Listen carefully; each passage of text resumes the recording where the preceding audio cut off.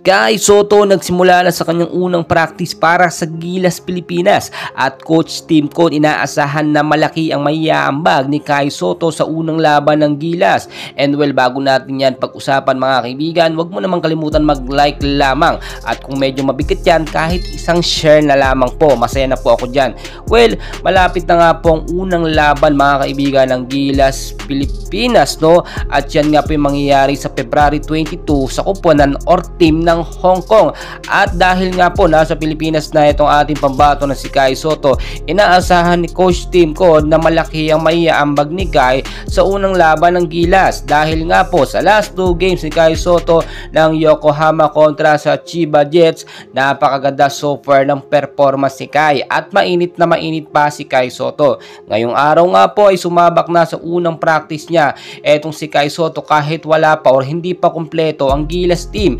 Kung matatandaan po ninyo, hinihintay pa ang ilang mga B-League boys galing po sa Japan para sa Gilas at yung PBA nga po ngayong finals ay tinatapos pa, pero wala na pong sinasayang pa na pagkakataon or oras etong ating pambato na si Kai Sotto. Matapos po kasing makuha ni Kai ang kanyang magandang performance at momentum, ay talagang ine-expect ngayon na malaki ang kanyang maiaambag. Do talagang nakaporte si Kai Sotto bilang isang defender po ng team ng Gilas, no, ay inaasahan din na makakapag-ambag ito ng matataas na puntos kagaya ng kanyang ginawa sa huling laban nga po kontra sa kupunan ng Chiba Jets.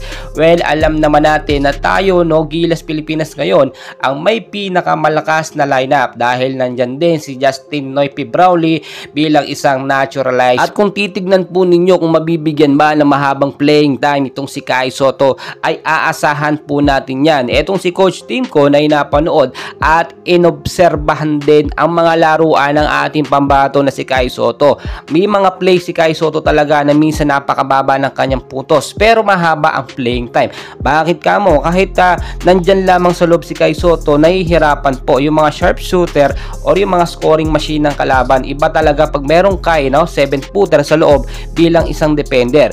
So napaka-additional points na magaling ang isang 7-footer kung ito'y nakakagawa pa ng highest points, no, lagpas 20 points, which is si Kai Sotto po nakagawa noon sa last game kontra sa Chiba Jets. So aasahan natin na aalagaan po at bibigyan ng maayos na playing time ni Coach Tim Cone itong ating kababayan na si Kai Sotto. And please, suportahan lang naman natin si Kai, no, hanggang maabot niya ang kanyang pangarap, especially sa unang laban ng Gilas Pilipinas. Maraming salamat po.